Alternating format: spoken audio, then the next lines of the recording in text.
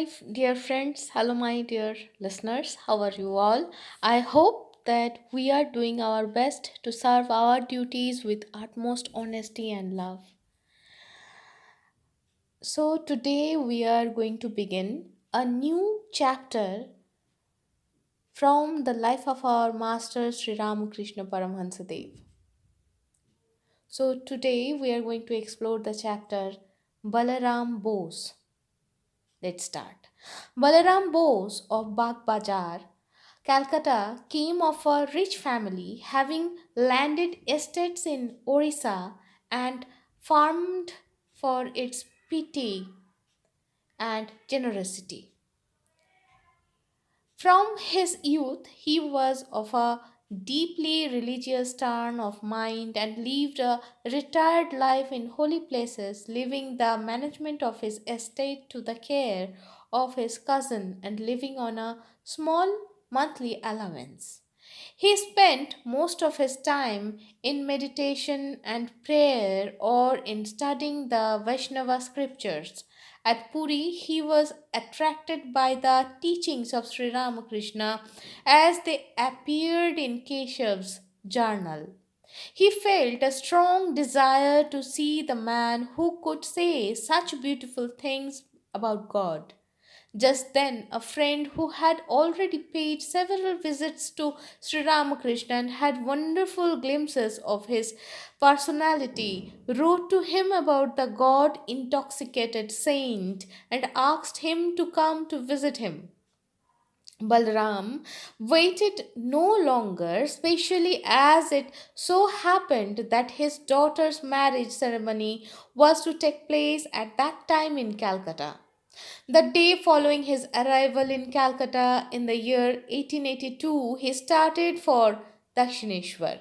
There was a great crowd in the temple garden owing to the presence of Keshav Chandra Sen and his Brahmo followers. Balaram sat in a corner of the master's room, and when the party went to eat, Sri Ramakrishna called to him and inquired if he had anything to ask.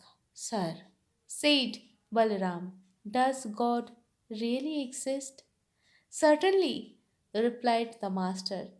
Can anybody realize him? Yes, said the master. He reveals himself to the devotee who thinks of him as his nearest and dearest. Because you do not get any response by praying to him once, you must not conclude that he does not exist. But again, interrogated Balaram, why can't I see him when I pray to him so much? Sri Ramakrishna asked with a smile, do you really consider him as dear to your heart as your own children? No, sir, said Balaram. After a moment's pause, I never felt for him so strongly.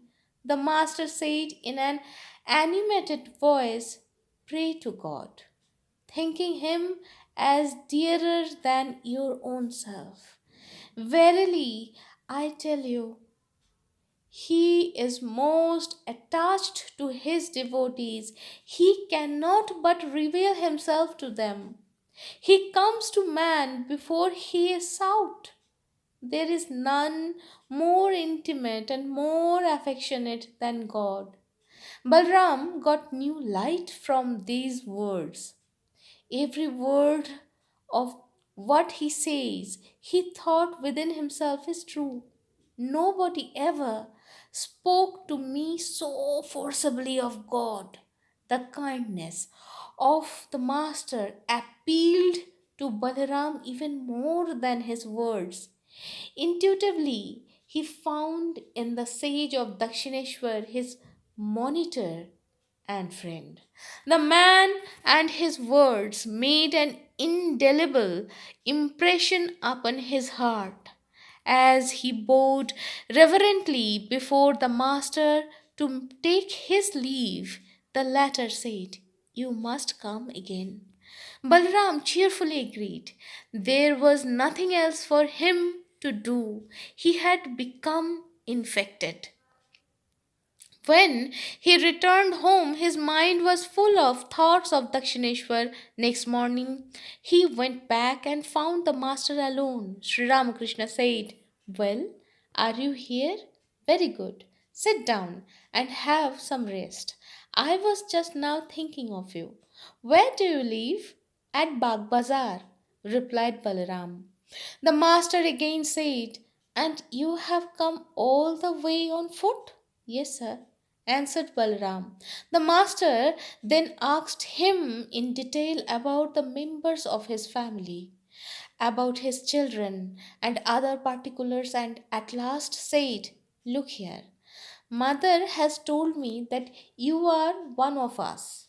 Many things belonging to this place," meaning himself, "are in your custody. Buy something and send it here." Balaram considered this to be his good fortune and willingly obeyed. It was a common practice with Sri Ramakrishna to advise his devotees to bring some small present, no matter if it were only a piece worth of something when visiting temples or sadhus. To devotees who were too poor to spend even this much, he would say, "Why should you spend a piece every time? Just buy a piece worth of betel nuts and have them cut into pieces. When you come, bring some of this." Balram went back to Calcutta to buy some articles for Sri Ramakrishna, who seemed to him to be the most remarkable man he had ever seen. In some respects, he strongly resembled Sri Chaitanya, he thought. Had the prophet of Nadia then incarnated himself again? Well, he would wait and watch and not jump to any conclusion. He purchased some food for the master and returned in a carriage to Dakshineshwar. The master received him cordially and accepted the articles he brought. He recognized Balaram as one of those figures whom he had seen in the procession of Sri Chaitanya in one of his visions some years before at the Panchavati. He loved Balaram dearly and used to say, "Balaram's food is very pure. The members of his family have for generations been devotees and been hospitable to sadhus and beggars. His father is living a retired life at Vrindavan, where he passes his time in calling upon the Lord. Not only can I take his food, but I take it with relish." Again, all the members of his family are attuned to the one ideal. From the master and mistress down to the children, all are devoted to God. They never take a drop of water without saying their prayers. They are as hospitable as they are pious. Needless to say that the master felt quite happy in this pious household. In fact, he took his noon meal consisting of rice at this home, which was rather unusual as Balram was not a Brahmin but a Kayastha. Of course, the food was consecrated to Jagannath, Balram's family deity. From the day he first met the master to the day of the master's death, Balaram bore practically the entire expenses of his food, and Sri Ramakrishna used Balaram's house at 57 Ramkanto Bose Street, Bagh Bazar, as a retreat whenever he had to spend the day or night in Calcutta. So, my dear friends, today we are stopping here. We will again start our journey in the next episode. Till then, be happy, be jolly. But before completing this episode, let's move on to the translating segment of this episode. So, I'm going to translate it in Bangla. আজ আমরা যে যে শিষ্যের সম্বন্ধে জানবো সেই শিষ্যের নাম হলো বলরাম বোস। আমরা জেনেছি শ্রীরামকৃষ্ণের অনেক ভক্ত ছিলেন, অনেক শিষ্য ছিলেন। তাদের মধ্যে সবচেয়ে প্রধান ছিলেন, যাকে আমরা সবাই চিনি, প্রায় সবাই চিনি, স্বামী বিবেকানন্দ বা নরেন্দ্রনাথ দত্ত। কিন্তু তারা ছাড়াও কিন্তু অনেক চরিত্র তার জীবনে এসেছেন। কারণ সেই মহামায়ার যে, বা অনেকে বলে না অঘটন ঘটন পটীয়সী, সেই যে মহামায়া বলুন বা পরম ব্রহ্ম বলুন, তার লীলা খেলায় কিন্তু শুধু একটা চরিত্র থাকে না, অগন্তি চরিত্র থাকে।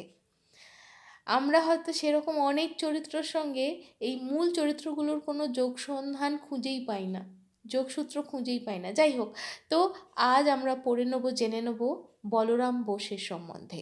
বলরাম বোস বাগবাজারে থাকতেন, বাগবাজার কলকাতা। এবং তিনি একটি খুবই সম্পন্ন ঘর থেকে মানে ঘরের ছেলে ছিলেন, সন্তান ছিলেন। তার অনেক জমি জমা ছিল উড়িষ্যায়, এবং তাদের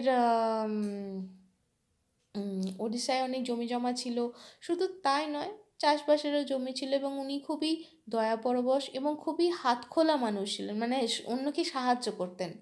তিনি তার যুবাবস্থা থেকেই খুব ধার্মিক জীবনযাপন করতেন, এবং তিনি বিভিন্ন তীর্থে তীর্থে যেতেন, এবং তার সমস্ত যে কাজকর্ম, তার এস্টেটের যে সমস্ত দেখভাল করতো তার পিস্তুত ভাই বা পিস্তুত ভাই বোনেরা। এবং তিনি তার দিন চালাতেন একটা খুব অল্প মাসোহারার ওপরে। তিনি তার দিনের সবচেয়ে বেশিরভাগ সময়টাই ধ্যান করে, প্রার্থনায় আর বৈষ্ণব পুঁথিপত্র পড়েই কাটিয়ে দিতেন। তিনি পুরীতে যখন ছিলেন তখন একদিন কেশবচন্দ্র ঘোষের, না ভুল বললাম, কেশব সেনের যে লেখা বেরোতো, সেই লেখায় শ্রীরামকৃষ্ণদেবের সম্বন্ধে জানতে পারেন, এবং তিনি খুব মন থেকে, মন প্রাণ দিয়ে তাকে দেখতে চান। মনে মনে একটা ইচ্ছা তো ছিলই যে সেই মানুষটিকে দেখব যে এত সুন্দর কথা কন ভগবান সম্বন্ধে। তো এবং কাকতালীয়ভাবে বলুন বা সেই পরম ব্রহ্মের ইচ্ছাতেই বলুন, তার এক বন্ধু যে বেশ কয়েকবার রামকৃষ্ণদেবের দেখা পেয়েছেন, তাকে শুনেছেন, তার সম্বন্ধে তার কাছে বলেন এবং মানে লেখেন এবং বলেন যে তুমি দেখা করে যেও। এবং এমন ঘটনা পরম্পরায় হয় যে তার মেয়ের বিয়েও ঠিক হয় 1882 সালে। কলকাতায় তিনি তখন আসেন তার মেয়ের বিবাহের জন্য, এবং সেই সময়ে তিনি দক্ষিণেশ্বরেও যান। যেদিন তিনি দক্ষিণেশ্বরে যান সেদিন কিন্তু আবার কেশবচন্দ্র সেন তার ব্রাহ্ম সমাজের সদস্যদের নিয়ে শ্রীরামকৃষ্ণের সঙ্গে দেখা করতে এসেছেন। বলরাম বোস ঘরের একটা কোণে চুপটি করে বসেছিলেন, কিন্তু রামকৃষ্ণ দেব মানে ঠাকুর কিন্তু দেখেছেন। এবং তিনি যখন এই কেশবচন্দ্র সেন এবং তার যারা ব্রাহ্ম সমাজের যারা সদস্য, তারা যখন খেতে চলে যায়, তখন ধীরে ধীরে রামকৃষ্ণদেব বলেন, তোমার কি কিছু জিজ্ঞাসা আছে? তো তখন বলরাম বোস জিজ্ঞাসা করেন যে ঠাকুর, ভগবান কি সত্যি আছেন? উনি একটা কথায় জবাব দেন, হ্যাঁ অবশ্যই। তিনি একটাই উত্তর দেন, সার্টেনলি, মানে অবশ্যই। আচ্ছা, যে কেউ তাকে মানে তাকে পেতে পারে বা অনুভব করতে পারে? হ্যাঁ। রামকৃষ্ণদেব আবার একটা শব্দে উত্তর দেন, হ্যাঁ। কতটা তার কনফিডেন্স, কতটা তার আত্মবিশ্বাস! কারণ কারণ তিনি নিজে এই পরীক্ষাটা করেছেন, এবং পরীক্ষায় তিনি সফলও হয়েছেন, উত্তীর্ণও হয়েছেন। তো আবার তিনি বলছেন, ঠাকুর বলছেন যে তিনি সেই ভক্তদের কাছেই নিজেকে তুলে ধরেন যারা তা তাকে নিজের খুব প্রিয় মনে করে, মানে একদম প্রাণের চেয়েও প্রিয় মনে করেন, নিজের খুব কাছের মনে করেন। কারণ আচ্ছা, তুমি যদি ভাবো যে আমি তো খুব প্রার্থনা করছি কিন্তু কোনো রেসপন্স পাচ্ছি না, তার মানে এই নয় যে সে নেই। তো আবার উনি জিজ্ঞাসা করছেন, বলরাম আবার জিজ্ঞাসা করছেন, তাহলে কিন্তু আমি যে এত ডাকি, আমি কেন দেখতে পাই না? তখন রামকৃষ্ণ একটুখানি ছোট্ট করে হেসে বললেন, তুমি কি সত্যিই তাকে নিজের প্রাণের থেকেও প্রিয় মনে করো? সত্যিই কি তাকে তুমি নিজের হৃদয়ে স্থান দিয়েছো, যেমন তুমি তোমার সন্তানদেরকে ভাবো? তখন সত্যি ছাড়া তো আর কিছু নেই। তখন ধীরে ধীরে হলো কি, যে বলরাম বোস ভেবে বললেন, না, তা তো নয় ঠাকুর। তখন আবার বললেন যে আমি সেরকমভাবে কোনো দিন তার জন্য এত কিছু ভাবিনি, এত গভীর ভালোবাসা তার জন্য আমার কোনো দিন অনুভূতই হয়নি।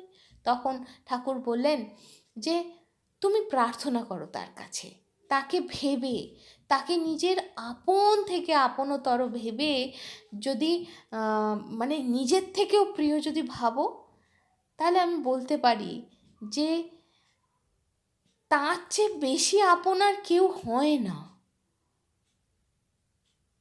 সে নিজেকে তোমার কাছে না প্রকাশিত করে থাকতেই পারবেন না, যে মানে সেই রকম যারা তাকে ডাকে, তাদের কাছে নিজের কাছে অপ্রকাশিতভাবে সে থাকতেই পারে না। সে সেই ব্যক্তির কাছে তার ডাকার আগে পৌঁছে যায়, যখন সে নিজের পরমাত্মীয় ভাবে,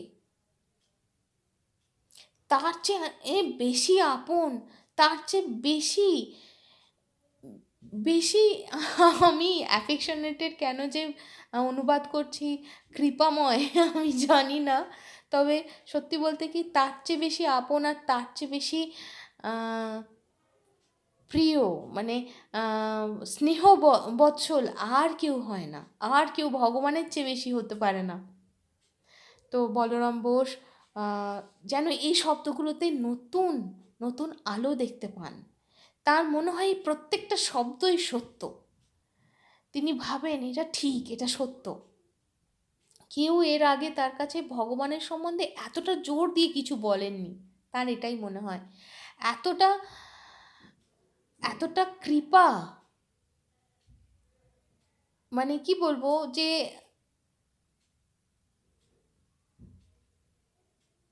রামকৃষ্ণদেবের এই যে ভালোবাসা, এইটাই তার শব্দের চেয়েও বেশি বলরাম বোসকে ছুঁয়ে যায়। এবং তার তিনি রামকৃষ্ণদেবের মধ্যেই তার, বলে না, ফ্রেন্ড, ফিলোসফার অ্যান্ড গাইড, সেই রকম তার গুরু এবং বন্ধু দুটোই পেয়ে যান। তাকে, মানে তার মনের মধ্যে একটা চিরস্থায়ী ছাপ ফেলে দেন শ্রীরামকৃষ্ণ। যখন রামকৃষ্ণদেবের থেকে তিনি অনুমতি চান সেই দিন যে এবার আমি যাই, তখন বলরামকে তিনি খুব আনন্দের সঙ্গে বলেন, হ্যাঁ হ্যাঁ, এসো এসো। কিন্তু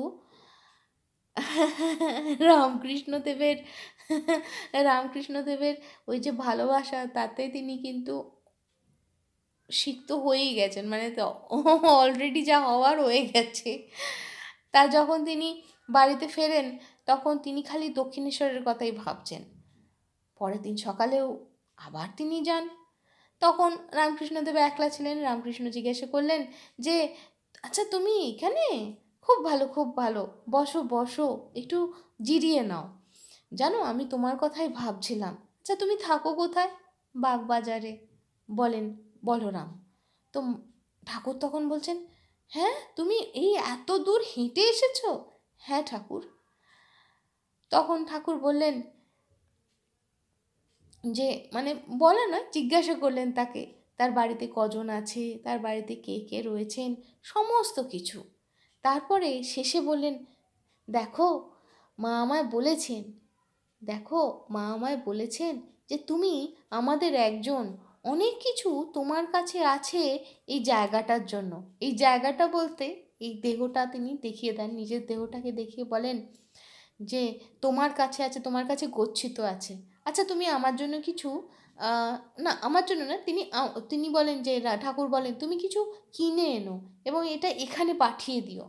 বলরাম এইটা, মানে তিনি কিছু চেয়েছেন, এটা খুব বড় কৃপা, এটাই তিনি মনে করেন ভাগ্যের কথা, এবং তাই জন্য তিনি যান। এটা রামকৃষ্ণদেবের একটা খুব প্রচলিত কর্মপদ্ধতি ছিল। তিনি যে মানে এটা সবাইকেই বলতেন যে যখনই তুমি ঠাকুর দর্শনে যাবে বা সাধু দর্শনে যাচ্ছ কারোর কাছে, তো হাতে কিছু একটা নিয়ে যাবে, যার যেরকম সামর্থ্য।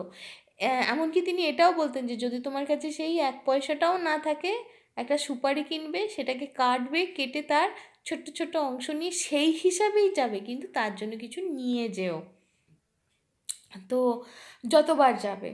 তো যাই হোক, বলরাম কলকাতায় ফেরেন এবং সেখান থেকে কিছু জিনিস কেনেন, কিনে শ্রীরামকৃষ্ণকে দেন। তো এবার একটা খুব মজাদার জিনিস হয় যে তিনি তো দেন, এবং শ্রীরামকৃষ্ণদেব কী ভাবেন তার সম্বন্ধে আমরা পরে জানবো। কিন্তু একটা জিনিস এখানে বলরাম বোসের একটা মনোভাবের কথা আমরা জেনে নিই। তিনি কিন্তু শ্রীরামকৃষ্ণ শ্রী চৈতন্যের পুনরাগমন কিনা তিনি ভাবতে আরম্ভ করেন, কিন্তু তিনি এটাও নিজেকে বোঝান যে না, হঠাৎ করে একদম এক ঝটকায় ভেবে নেওয়ার দরকার নেই, ধীরে ধীরে বুঝবো, ধীরে ধীরে বুঝবো। যাই হোক, তিনি যা কিনেছিলেন সেটা তো কিছু খাদ্য সামগ্রী কিনেছিলেন, এবং তিনি শ্রীরামকৃষ্ণদেবকে দক্ষিণেশ্বরে দিয়ে দেন। তো যখন সেই খাবারগুলো রামকৃষ্ণদেব পান, তিনি খুব আনন্দের সঙ্গে সেগুলোকে গ্রহণ করেন, এবং রামকৃষ্ণদেব বলেন যে তিনি কিন্তু বলরামকে চিহ্নিত করতে পেরেছিলেন। কোথায়? তিনি যে একটা দৃশ্য দেখেছিলেন যে যেখানে শ্রী চৈতন্য মহাপ্রভুর যে সমাবেশ যাচ্ছে রাস্তা দিয়ে, সেখানে তিনি বলরাম বোসকে দেখেছিলেন, মানে তার পূর্বজন্মে যখন তিনি পঞ্চবটিতে দাঁড়িয়ে সাধনা করছেন, তখন এই দৃশ্যটা তিনি দেখেছিলেন। এবং তিনি বলরামকে খুব ভালোবাসতেন, আর বলতেন বলরামের দেওয়া খাবার খুবই শুদ্ধ, বলরামের দেওয়া খাবার খুব শুদ্ধ। ওর পরিবারের প্রত্যেকে মানে বংশানুক্রমিকভাবে এরা সাধক, এরা ভক্ত, এরা সাধু, এবং যারা ভিক্ষুক তাদের জন্য এরা খুব দয়াশীল। তার বাবা তো বৃন্দাবনে বানপ্রস্থ বলুন, সন্ন্যাসাশ্রম বলুন, যাই হোক সেখানে আছেন এবং সারাক্ষণ ঠাকুরের নাম করেন। এবং তাই মানে উনি শুধু ঠাকুর শুধু তার দেওয়া খাবার খেতেনই না, খুব শুধু খেতেন না, খুব উপভোগ করে খেতেন, এবং বলতেন যে এদের বাড়ির প্রত্যেকেই একই সুরে বাঁধা, যে গৃহকর্তা গৃহকর্ত্রী, এদের থেকে এই সংস্কার, এই যে ভগবানের প্রতি তার যে কৃপা দৃষ্টির প্রতি যে আস্থা, বা এরমভাবে যদি বলি যে ভগবানে ভক্তি, সহজভাবে বলতে গেলে ভগবানে ভক্তি, আর মানুষকে সেবা করা, এই যে জিনিসটা, এটা মা বাবার থেকে তাদের সন্তানের মধ্যেও পৌঁছে গেছে। এবং তারা তো এক ফোঁটা জলও গ্রহণ করেন না ভগবানকে উৎসর্গ না করে। তারা খুবই সাধু, খুবই সাধু। তাই জন্য এটা বলার প্রয়োজন রাখে না যেটা যে যে ঠাকুর খুবই খুশি হতেন এই একটা সাধু বা একটা সৎ বাড়ির থেকে এরকম কিছু এলে তিনি সেটা গ্রহণ করতে খুব খুশি হতেন। এবং তিনি দুপুরের খাবারটা যেটা ভাত এরম সব ছিল, সেটা এদের বলরাম বোসের বাড়িতে গিয়ে খেতেন, কিন্তু বলরাম বোস খেয়েছেন, কিন্তু বলরাম বোস আদতে ব্রাহ্মণ ছিলেন না, তিনি ছিলেন কায়স্থ। এবং যদিও প্রথমে জগন্নাথদেবকে উৎসর্গ করা হতো, তারপরে তিনি খেতেন, রামকৃষ্ণদেব খেয়েছেন। তো যেরকম ভগবান শিবের বলা হয় একটা মানে আবাস হলো কাশী, তিনি কৈলাস থেকে নেমে মাঝে মাঝে আসেন, বৈঠকখানা ওখানে থাকেন, তেমনি যখনই কলকাতায় আসতে হতো ঠাকুর বলরাম বোসের বাড়িতে, যেটা হলো 57 রামকান্ত বোস স্ট্রিট, বাগবাজার, সেখানে কিন্তু আসতেন এবং সেখানে তিনি থাকতেন।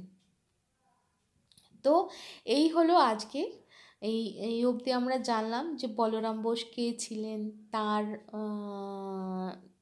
মানে তার কী অনুভব, আর শ্রীরামকৃষ্ণদেব তার সম্বন্ধে কী বলেছেন।